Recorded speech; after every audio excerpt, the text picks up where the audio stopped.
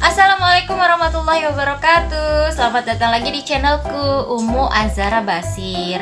Di videoku kali ini aku mau berbagi informasi sama teman-teman tentang persyaratan nikah batalion untuk calon istri dari prajurit TNI.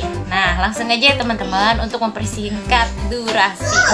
Nah, untuk persyaratan yang pertama adalah surat kesanggupan calon istri. Itu biasanya ada yang kita buat, ada juga dari kesatuan. Kita tinggal tanda tangan aja dan tulis tentang biodata kita. Dan itu pernyataan kalau kita sanggup untuk nikah dengan segala konsekuensinya nanti nikah dengan seorang prajurit TNI. Kemudian persyaratan yang kedua adalah surat persetujuan orang tua.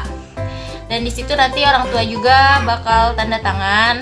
Itu juga sama suratnya itu biasanya udah disediain sama kesatuan.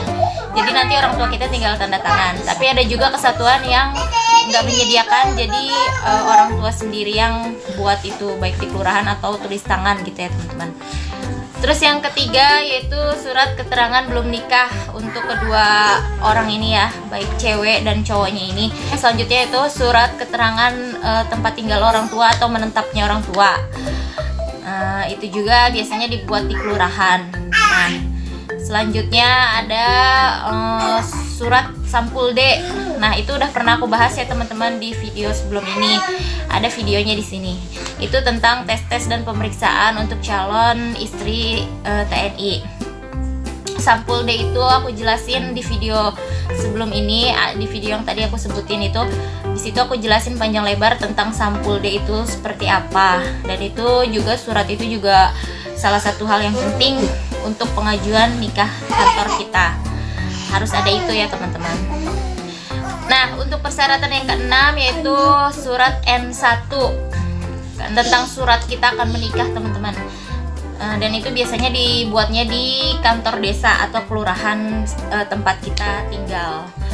Dan kalau kita mau buat surat N1 itu kita tinggal bilang aja laporan sama bagian TU-nya gitu ya, untuk bagian di kantor desanya. Kita bilang aja mau buat surat N1 untuk menikah, pasti nanti dibuatkan. Jadi udah paham lah kantor desa itu. Untuk persyaratan yang ketujuh yaitu surat N2. Sama ya teman-teman, surat N2 itu juga dibuat di kantor desa tentang asal usul istri. Jadi di sana pokoknya di sana udah ada formatnya, udah ada contoh-contohnya di kantor desa itu. Jadi kita tinggal isi biodata kita aja gitu. Dan kantor desa itu pasti udah tahu, kelurahan setempat kita udah tahu, karena yang mau nikah bukan kita doang teman-teman. Itu adalah persyaratan umum kok. Nah, untuk persyaratan yang ke-8 yaitu surat N4. N4 itu adalah keterangan tentang orang tua kita ya teman-teman. Nanti di situ juga sama, dibuatnya juga di kantor desa atau di kantor kelurahan. Dan formatnya pun pasti setiap desa dan kelurahan ada. Jadi kita tinggal datang aja teman-teman. Kalau kita mau nikah pasti kita bakal berhubungan sama kelurahan dan kantor desa itu ya. Kita mau buat N1, N2, N4 kayak gitu teman-teman. Tapi kantor desa itu udah tahu kok. Jadi kita tinggal ngomong aja. Kadang malah mereka suka nawarin N3-nya buat enggak gitu. Tapi kalau waktu itu aku kayaknya cuma N1, N2 sama N4 aja. Nah, persyaratan yang ke-9 yaitu adalah surat pernyataan dari si calon istri dan calon suami ini. Dan ini buatnya di kantor desa juga teman-teman, mengetahui tentang aparat desa juga gitu. Itu biasanya tentang kayak misalkan biodata kita, kayak pendidikan kita, keterangan-keterangan tentang riwayat hidup kita gitu teman-teman, kita dan suami. Pokoknya kalau teman-teman bingung silahkan teman-teman tanyakan aja dan datang langsung ke kantor desa, ke kelurahan gitu ya, karena di sana itu pasti mereka udah paham, udah jelas banget tentang persyaratan nikah, dan format surat-suratnya pun mereka punya. Jadi tinggal ganti nama kita gitu aja teman-teman, nggak susah sih teman-teman. Waktu aku dulu juga segala macam persyaratan nikah sama suami, kebanyakannya itu aku buat di kantor desa, dan mereka itu emang udah paham. Bahkan formatnya itu mereka udah punya, jadi kita tinggal ganti nama kita aja. Dan mereka itu pokoknya udah mengerti lah. Persyaratan yang selanjutnya adalah SKCK. Nah, ini SKCK adalah surat kayak catatan kepolisian kelakuan baik kita gitu ya teman-teman, dari kantor kepolisian terdekat tempat kita tinggal. Itu SKCK-nya berupa SKCK untuk kita dan untuk kedua orang tua kita. Itu juga wajib ya teman-teman, kedua orang tua kita juga harus buat SKCK. Dan SKCK-nya ini bukan SKCK yang untuk melamar kerja, itu beda teman-teman. SKCK-nya itu untuk nikah. Jadi kalau kita datang ke kantor polisi pada saat kita mau buat SKCK, kadang polisi juga udah paham kalau kita bilang ini kita mau buat SKCK untuk persyaratan nikah, jadi sama mereka dibuatin. Tapi nggak tahu ya perbedaannya apa. Cuman waktu itu pas mau bikin SKCK itu mereka tuh langsung menanyakan ini untuk menikah ya. Iya, oh berarti SKCK-nya SKCK yang khusus nikah, pasti dengan anggota TNI gitu ya. Iya, seperti itu. Terus yang selanjutnya adalah ijazah pendidikan terakhir kita. Kalau kita SMA, D3, S1 itu semua ijazah yang terakhir pendidikan kita fotokopi, dan semuanya itu persyaratannya memang fotokopi. Tapi ada beberapa surat yang kayak dari kepala kantor desa itu harus yang aslinya. Terus persyaratan yang selanjutnya adalah tentunya KTP kita ya teman-teman. KTP kita, KTP orang tua kita, KTP calon suami kita, itu semua fotokopian. Dan fotokopinya itu kan bukan bolak-balik gitu teman-teman kalau waktu aku, tapi bolak-baliknya di atas di bawah gitu teman-teman. Nah contohnya kayak gini ya, kayak gini.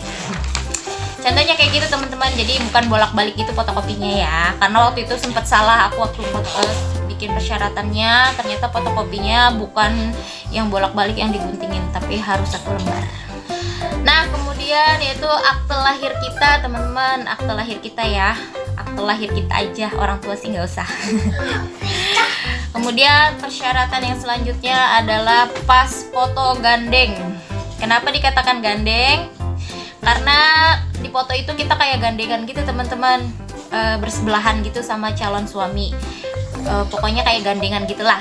Tapi itu kita pakai baju, suami pakai baju PDH, pakai baju dinas PDH-nya, kita pakai baju persit itu yang ijo-ijo itu teman-teman, tapi belum pakai lencana atau yang biasa kita kenal itu apa, lencana persit gitu teman-teman.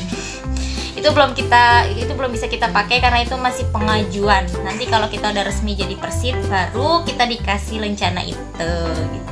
Lencana kebanggaan.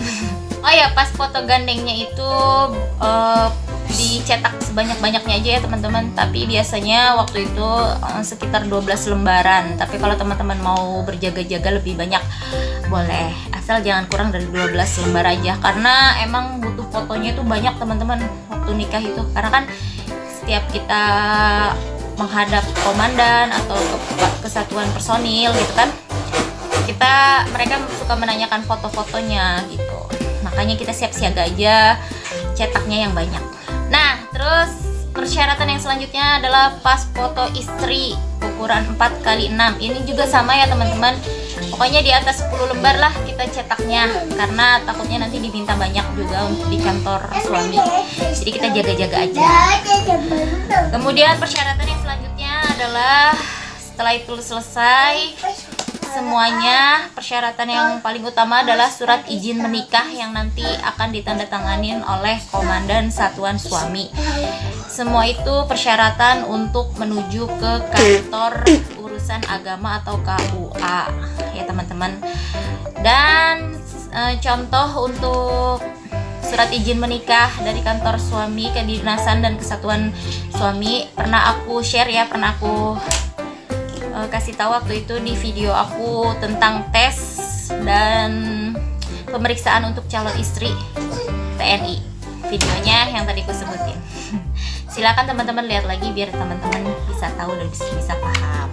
Satu lagi yang paling penting, katanya itu ya ada persyaratan untuk calon istri foto dengan lepas kerudung atau nggak pakai kerudung. Itu dulu sempat ada kabar kayak gitu teman-teman, tapi ternyata enggak sama sekali. Jadi kalaupun kita pakai kerudung kita masih bisa foto, untuk foto calon istrinya itu pakai kerudung itu nggak apa-apa teman-teman, nggak masalah. Ada mungkin satuan yang memang harus buka kerudung gitu ya, tapi kurang tahu sih, setahu aku nggak ada pakai kerudung aja semuanya boleh. Oke teman-teman, terima kasih sudah menyimak videoku persyaratan nikah dengan anggota TNI yang sangat banyak. Kalau teman-teman mau lihat video yang lebih lengkap tentang tes, pemeriksaan, dan apa aja sih nanti yang bakal kita lakuin, tes-tesnya gitu ya, teman-teman bisa lihat di video aku yang satu lagi. Oke? Terima kasih. Assalamualaikum warahmatullahi wabarakatuh.